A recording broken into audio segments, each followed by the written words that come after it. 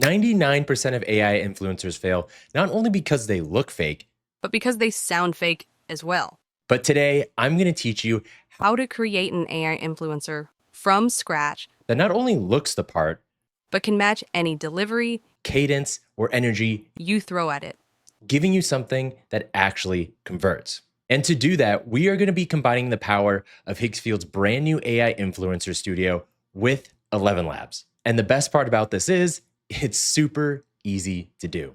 So what I'm going to be teaching you today is the pretty easy step-by-step process for how you can create AI avatars or AI influencers, just like you saw in the opener, that actually look real and that you can control both in terms of motion and control their audio. So there's two tools we're going to be using to execute this. The first is the Higgsfield AI Influencer Studio, which is where I am in right now. Now you can head to Higgsfield right now, sign up for a free trial, and they're giving away a ton of custom generations, so you can actually follow along without paying a penny. But for those of you who eventually pay, I will have a link down below as well as a discount code. Second tool we're going to be using is going to be ElevenLabs. And ElevenLabs is what we are going to be using to handle the lip syncing, to handle the audio, so that it actually matches our voice and our cadence, but it isn't our actual voice. It matches our character. Well, that all comes down to prompting in certain visual cues. If I have an image that is just too perfect and it looks like studio lighting and everything looks like it came out of a magazine, that tends to scream AI. Versus if we give it prompts that say, hey, make this look like it was shot in an iPhone, do certain lighting, add certain blemishes, right? Make it look more human, well, you're going to be in a better spot. Now, the AI influencer setup, what you see here, the UI, they take you through essentially building your character. So they have a whole bunch of presets over here, including non-human presets. So if I want to create something new, I just hit create new here on the left. I can say I want a human. I can go down to gender, ethnicity, skin color, eye color. They even add certain like skin conditions like pigmentation or freckles, right? All these things that are trying to customize it. So again, it doesn't just look like your average generic AI slop. But that being said, you can do better than simply using these built-in presets. They're a great place to start, but if we want true control, we need to understand how to prompt it. So if I come up here to the top right, I can now enter my own prompt. And spoiler, what's going on under the hood with this AI influencer is we have Nano Banana Pro creating the image, and then that image is given motion using the new Kling 2.6 motion control. This is just a fancy way to make it easy to do it all in one spot. So what should that prompt actually look like? Well, let's take a look at the prompt I used for this image. Now, this is the prompt, and it's obviously pretty detailed, but there's a couple things we can take from this and apply it elsewhere, right? First of all, in describing the hair, a few loose strands stuck to her temple with sweat, right? Adding some sort of like natural things you would see in a real photo that someone would take at the gym. We get very specific with the lighting. We emphasize ultra realistic skin texture, things like visible pores, active sweat beads, a natural shine. We speak to small moles on the neck, micro flyaways, right? We want to make sure this doesn't look perfect. We want it to be as if you were scrolling on Instagram and you saw this, you wouldn't think twice. And then at the end, we get really specific about sort of the camera. And this is really where you're going to make your money, right? A modern smartphone camera, 28mm equivalent lens, medium framing, right? All this is pushing away from like super high definition, 8K, best camera ever, right? That's not what you want. Even though we say 8K here because we want it to be high fidelity, we still want it to look like it was taken on an iPhone, right? The closer you can get to authentic, the better your result. Now you're probably asking, how can I recreate that exact prompt with my particular influencer in mind? Well, luckily for you, I made a custom GPT just for this. So with this custom GPT, you just give it a vague idea of what you want to create, and then it's going to give you a prompt in that exact same style you just saw. Now, this prompt doesn't have to be super specific either. I just said, give me a prompt for a late 20s attractive woman, have her sitting at a desk looking at the camera. Only thing I would suggest is have them looking at the camera, something where you can get an actual good image, because the video that's eventually created will be based on this image. So we don't want a prompt where they're like looking away or something. So here's the prompt it gave us. We're just going to copy this. We're going to head back here to the influencer studio, go to create new, going to go to prompt, going to paste this in there and have it generate. So here's the influencer it gave us, and honestly, pretty solid work.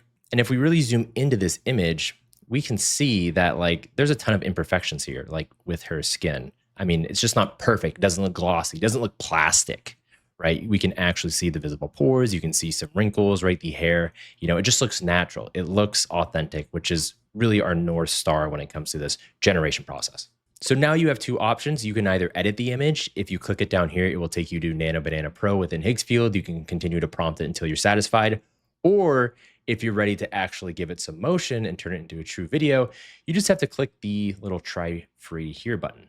So it's going to say free viral motion library. You can just hit explore more. So now we're inside the motion control section. Now you've definitely seen videos with this over the last few weeks of someone talking at the bottom half of the screen and some AI, video matching their exact movements. That's what this is. Except now you see over here on the left, we've added our influencer.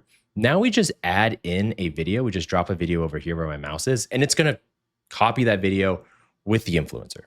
Right. So this has like a motion library of like all these ones you can copy, but this isn't probably what you're going to want to use, right? You probably have two things you want to do.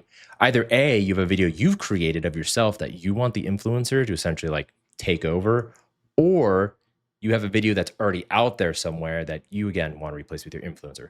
Both scenarios have essentially the same workflow, and that's what we're going to talk about now. And so to demo that, hey, imagine I just wanted my influencer to copy this one, right? You can see this video's over here on the left.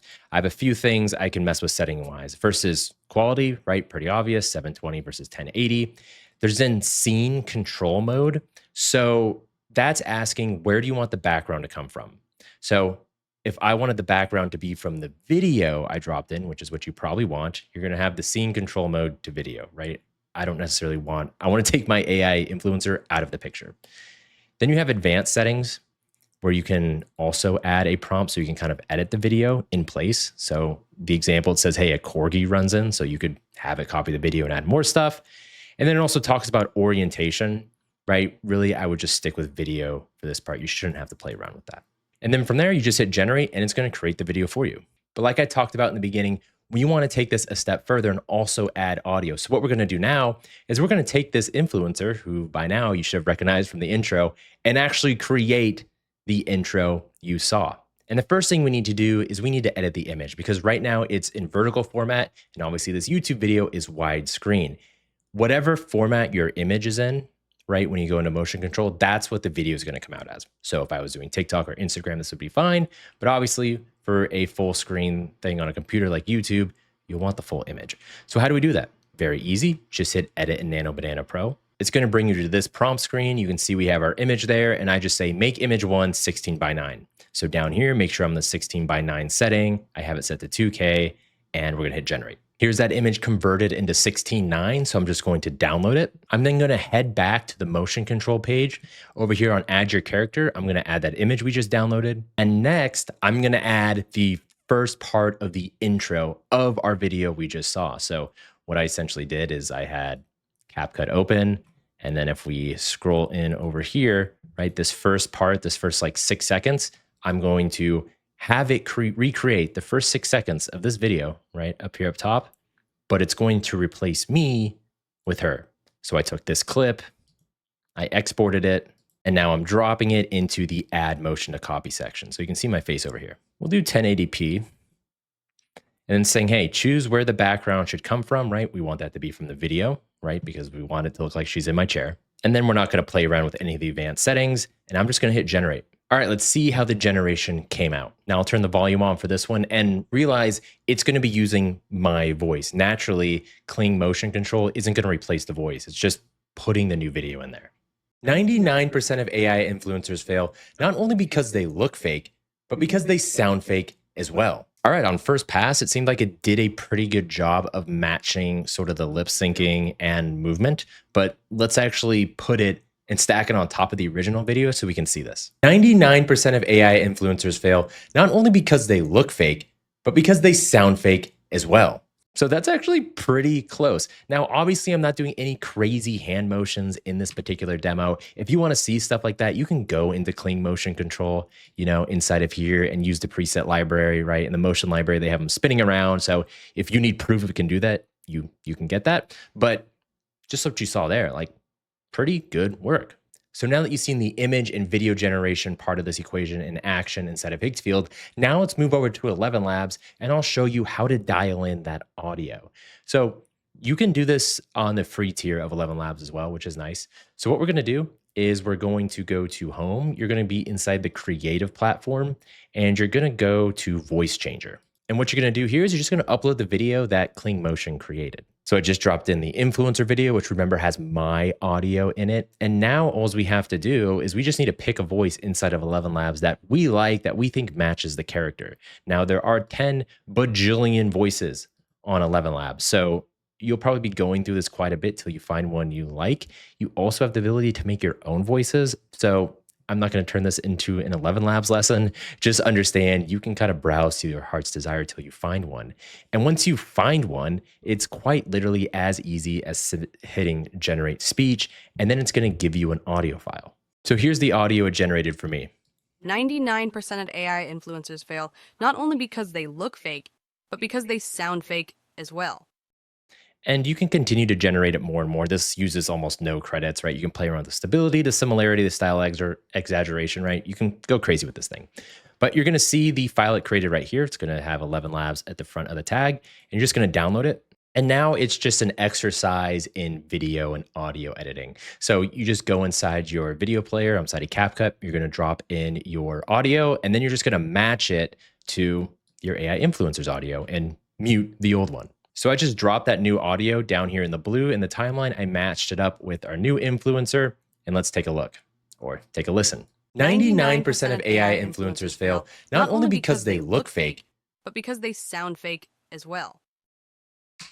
So, right? Pretty good. Yeah, and that part was super easy. Like you saw, doing the audio takes like 5 minutes tops. So that's the workflow for generating a realistic, authentic looking AI influencer that you can maintain complete creative control of, not just in terms of video, but the audio as well. The applications for this is pretty much endless, and it's an exciting time to be in sort of that AI marketing space.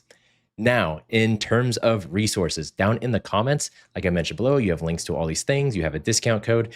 The chat GPT, that custom GPT I showed you earlier, can be found inside my Skool. And as a final plug, I'm also going to be running a webinar this weekend on the 31st, where I kind of talk about how to actually make money with AI, because there's a lot of misinformation in this space. So you can find more information about that inside the Skool as well.